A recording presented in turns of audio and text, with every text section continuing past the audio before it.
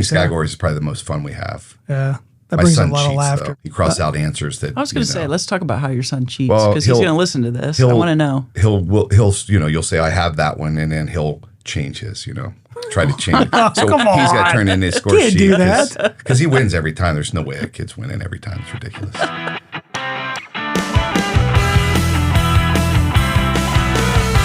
Hello and welcome. It's great to be with you for Worth the Journey, a Worthington Schools podcast.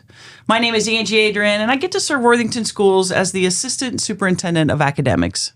And I'm Jeff Maddox. I'm the Director of Human Resources for the Worthington Schools. Together, Jeff and I get to be your hosts for this podcast and appreciate you taking the time to hear the stories of those that we get to work alongside of in Worthington Schools. I'm excited about this one. I'm excited about all of them, of course. That kind This of is gonna be a implied good that one. this is going to be a good We one. talk a lot about relationships in Worthington Schools, right? It's the Critical. essence of the work that we do. And so, Jeff, when you are hiring new teachers and new staff, that's got to be a question every time, right? What are those relationships, and Sure. how do they hold true in the work that you do? So I spend a ton of time, as people know, screening folks to get them in front of building principals so they have the opportunity to meet. And I spend a lot of time making sure that I'm handing candidates over to the building principals that value those relationships, that I'm sending them people who truly care how other people feel. Yep. And with us today, we have one of those principals who models what it means to build relationships, not just with students, but with his colleagues and those that he gets to work with every day. He's the essence of that for sure. Welcome, Mr. Nathan Kellenberger. It's good to have you. Hello. Thanks for being here, Nathan. Thank you for having me. Nathan, I can't wait for our listeners to hear the passion in your voice about how you get to serve in Worthington Schools. You definitely keep relationships in the forefront of everything that you do. So let's talk about it. I struggled a little bit in school, so I wasn't really ready to take on a career right out of high school. So I went into the Marine Corps right out of high school and spent 4 years there. When I got out of the Marines, I ended up at The Ohio State University. At the time, I was really spinning. I didn't know what I wanted to do. And I ended up getting into, I wanted to be a lawyer, so I was going to go into law school, and I got accepted into OSU's law school. I went across country with my wife to visit all the national parks, and we were sitting in Glacier National Park, and I told my wife, I don't really want to be a lawyer. And she said, oh, thank God. She said, I've been meaning to talk to you. She said, I don't want you to be a lawyer. And she said, what do you want to do? And I said, well, at the time I was working for Latchkey in Columbus City Schools. So I was just doing before and after school care for kids and being all-time quarterback and pitcher for kickball. And it was fantastic. And I said, I think I want to be a teacher. And she said, oh, you'd be a fantastic teacher. So That's cool. that's how I ended up getting into education. So I went into the master's program at Ohio State, the accelerated program for teaching, and I ended up at Columbus City Schools for a little bit, taught English and social studies. Ended up from there, I went to New Albany and taught the same, but I also got to coach in those places. And then 2010, a young HR director by the name of Trent Bowers decided that I might make a good assistant principal at McCord, and ended up there and spent a year there. Now I'm at Worthingway Middle School for the past 13 years now. My amazing wife, Stephanie, we've been married now. It'll be 26 years this year, maybe 27. I have to get that right. I have a... We can edit that. Just know that he loves you, that. Stephanie. He does. 26 or 27 years, doesn't matter. 21-year-old son, William, is at The Ohio State University as well. He's getting an accounting degree, and my daughter is at Ohio University. She wants to be a teacher. She just decided to get into special education.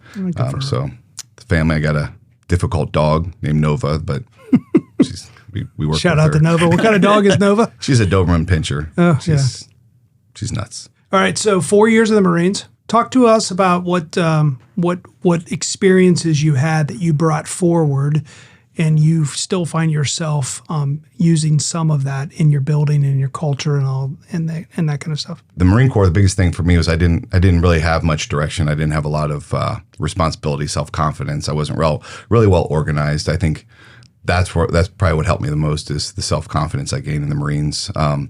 I just had a great group of guys. We were a very small unit. And I think that the big thing I took away from the Marines is that I got promoted, became a corporal, and that doesn't mean anything to anybody in here, but basically I got promoted, and I had a team of about 4 or 5 guys I worked with. And just my experience was that I had always been told what to do by my superiors and then just go do it. And when I got that chance, I just did it with. I think a lot of the guys appreciated that. You know, if we had to go clean out a paint locker, I mean, one of the tedious, dumb things we had to do was get into a ground, a hole in the ground where there was paint stored and clear out all the Black Widow hives.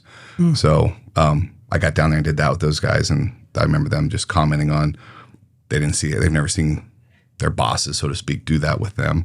And having to achieve something that's really difficult together. I mean, I was airborne. We jumped out of a plane, and mistakes I made could hurt people. And so just knowing that to take everything seriously and, you know, and do your best, and people rely on you. So doing the job, I think. And yeah. Nathan, do you think those experiences in the Marines helped you prioritize relationships? Where I've gotten my focus on relationships and care is my dad. My dad's a great guy, and you wouldn't know that.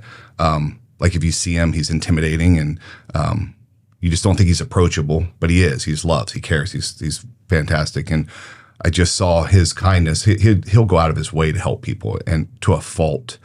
And I would oftentimes ask him, like, tough situations, tough relatives, you know, people that you have a hard time getting along with, would call my dad and ask him to come over and fix their fridge, and he'd go drop it at a drop of a hat, do that. And I always said, I'd ask him, one time I asked him, I said, why do you always do that? Like, why don't you ever say no? And he's like, you'll understand someday. You'll have kids and it'll make sense. But so I carry that forward to, I'm just caring for people. Like, you know, the Marine Corps, just you have really tight relationships with people, and people aren't going to be willing to, you know, put their lives on the line for you if they don't care about you. So it's essential. But you also listen. I mean, you don't have to put on a rough exterior just because, you know, you just listen to people and you get to know them and you care about them and you listen to them and you help them. I think that's just been who I've always been. You know, I tell a brief story. Yeah, here, please but, do. And I'd like to talk, believe it or not, but you guys may not know that. Let's hear it. So he's on page 1 of his 25 pages of notes. I put my notes aside because they're a distraction.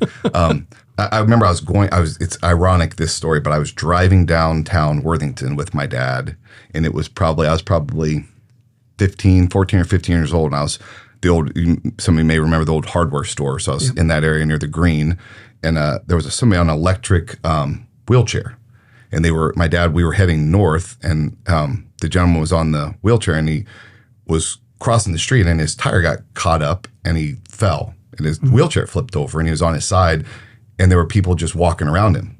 And my dad stopped the car in the middle of the intersection right across from the Whitney house. Back then, PK O'Riordan's, I think, I don't remember. But he throws the car in parking and says, this is ridiculous. And he goes across the street and he helps this guy up. I remember just watching that. I was like, I don't know. It's just those little things of, in the middle of that, he saw something and went and helped somebody. And I don't know, I just pick up on that. So he modeled that for you, you know, at a young age. And that's what we see you doing at Worthingway. Like, I think, you know, Jeff and I talked a little bit before you were here and said, when we were planning this podcast, you know, who do we bring in to talk about relationships? And it was like Nathan Kellenberger. That's who we bring in because we feel it when we walk into your building. You can feel it not just with you, but with the staff that you work with and with students. That's obviously a positive. I appreciate that. And absolutely. That means a lot. The people who are listening can already feel it. You've used the word care probably a dozen times already, and we've only been talking for 3 or 4 minutes. Yep. Angie and I, when we both said your name, we both kind of had the same story, and that is anytime we're in your building and we stand there in the hallways, we're in awe. You genuinely know your people. You genuinely have a story about everybody who passes you. So talk with us about how you build a culture. I know that's a broad question, but how do you build that culture? Because I enjoy going to Worthingway. I mean, you've got a great staff. You've got great kids. Doesn't mean it's perfect all the time, but there's just a good vibe. There's a good feeling. I appreciate that a lot. You know, it's a tough question to answer sometimes when you're asked, how do you do something? You know, you don't really stop to think about that. And I think that I worked with someone who was remarkable at that skill, building relationships, and that was Bill Mosca. Many of you remember him. And so I learned a lot from him. He taught me to just take the time to listen to people and be there and be present. I think that's a huge part of it. But when you talk about building a culture for a school, for example, I think that it's really important that you are able to communicate why you're there. I think that's the key to a lot of things. And so do the people you work with know why you're there? And so you explain that in an interview process and you say, this is why I want this job. And it's sincere. And hopefully people see that and say, that's the person we'd like to be there. And I feel like that's what happened for me at Worthingway. So my why is very clear. And it's just, I care a lot about kids and I want to help kids at every cost. And modeling that why constantly and consistently, being able to directly explain to your people or to the people you work with your mission and what you want to get done in that school building. And I communicate. I wouldn't say I have this clear-cut mission statement and the clear-cut vision statement. It's more of the stories I tell. And so explain to people through the experiences my own children have had in schools, I had in schools, and I don't want that for the kids. I think I'm where I am because I didn't have the best experiences in school, and I tried to change that path for kids. And so, my mission with my teachers is we're going to do everything we can for kids, but for those kids who've traditionally been marginalized, we're going to do way more for those kids. And so it's as simple as we had a button in Columbus when I started there. It was just an I, and it said, I will not let you fail. And a lot of people laughed at that, and I took it seriously. I'm like, that's our goal is I have to be the reason you're successful, and I have to do everything in my power to make sure that happens.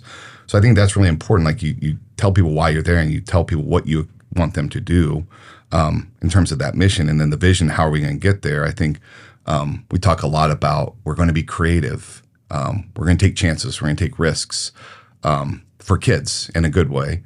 I think that we're going to engage our kids. We're going to know our kids incredibly well. That's really important to me. So everything you can about kids. And then we're going to communicate constantly with families. So that's, you're communicating those things to people, and people know that's who you are. But then the key to it isn't just saying that, you model it. And so I model it because I do. I'm in the hallways all the time. I think when you brought up that point, I think about that a lot. I do 3 lunch periods a day. I work with a great assistant principal, Abby Jinks, and so we made a deal to split our lunches, and neither of us can seem to get away from those 3 lunches. I mean, that's the best time, And so you get to know people, you know their names, and you talk to them. And I think that you have at times to have difficult conversations with folks, but you do that in a kind and compassionate, supportive way. You don't embarrass people. You don't call people out. Kids too. I think Abby said it one time. She was working with me, and she said, it's really cool how you never yell at a kid.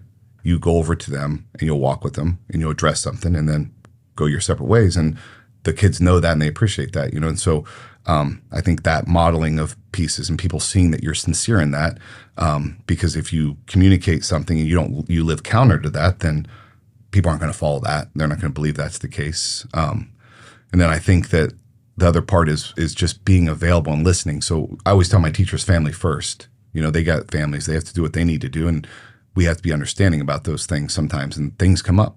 Someone wants to go see their kid's Halloween walk, their school. They're not going to get to see that again. Go see that. I'll cover your class. We can take care of that for them.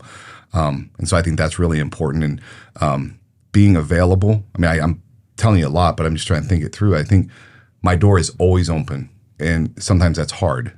Because someone will say, do you have a minute? I'm like, no, but you can't really say that. And so, but my door's open and come and see me. My kids come and see me. Parents will pop in. They know they can come in and see me. And I think that's really important. And then I think the last thing for me is really being willing to take feedback. I don't do it well in the moment.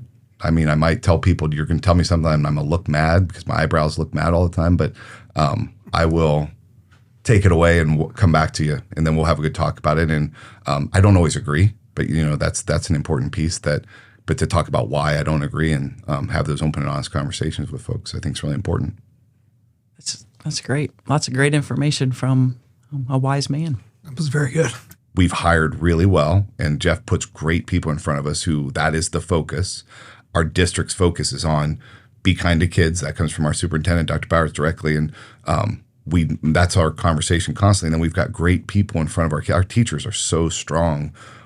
That it's almost taken off for us now. I don't have to have as many difficult conversations because they just know that's who we are. Yep. And I think one of the things that makes them really strong is simply their visibility in the hallways and the visibility out in the lunchroom. I don't know that there's been a time that I've walked in Worthingway and I haven't seen an adult. They're out and about talking with kids, engaging with students, and you provide that for them. And that's they see you doing it. You talked about modeling. You model that, and so do your teachers.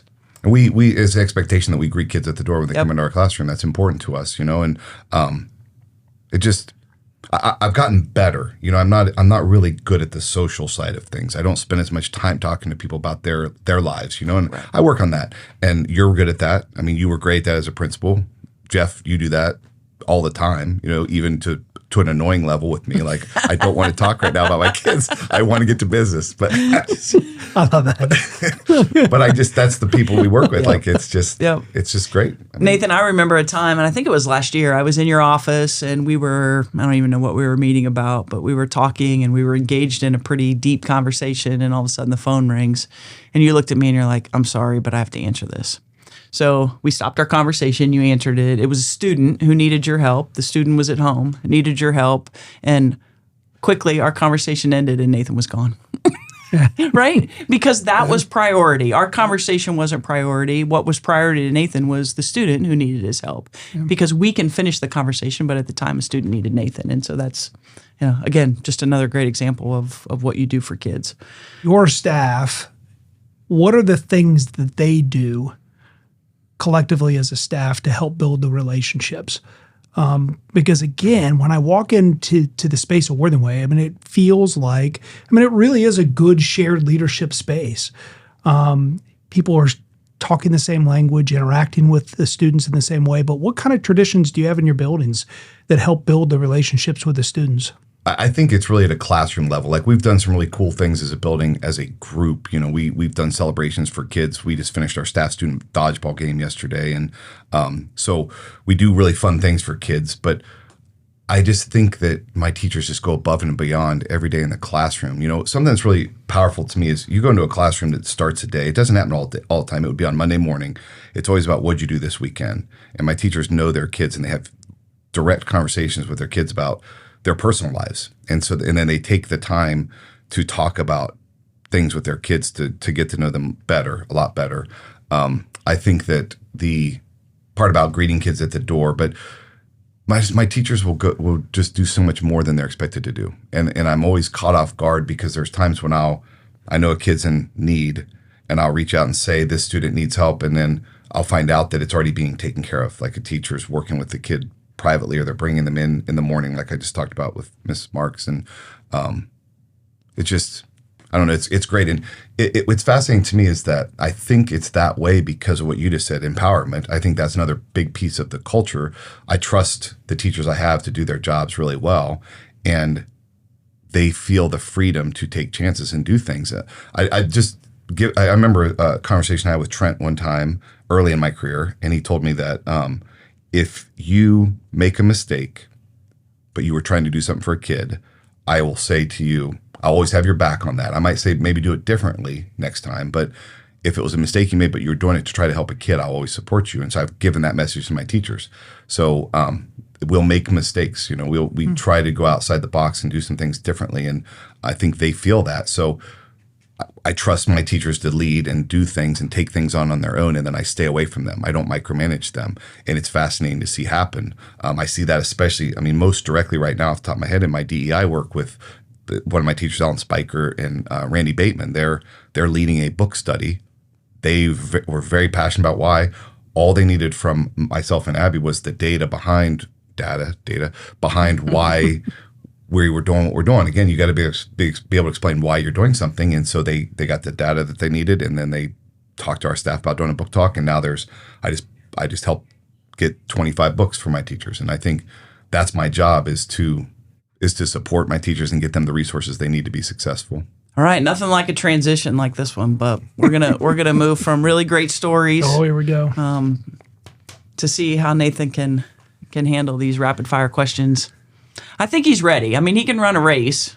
I don't think we have to worry about pulling a hamstring in the rapid fire questions. He wrote down all the rapid fire questions from the previous ones and thinking that I was going to ask him those. He did. You've changed them up, though, I'm sure. Yep. Get ready for Survivor. All right, ready? Nathan, sit up a little bit. Make sure you're ready. Rules of the game, Nathan. Right. You can ask to pass. The answer will always be no.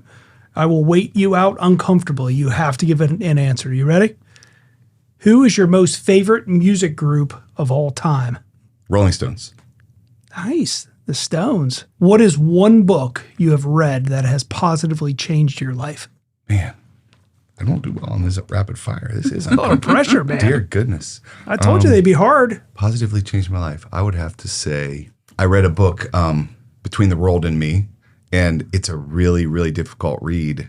It's really sad, but it has had a dramatic impact on me and my role as an educator. What is your go-to pizza topping? Pepperoni.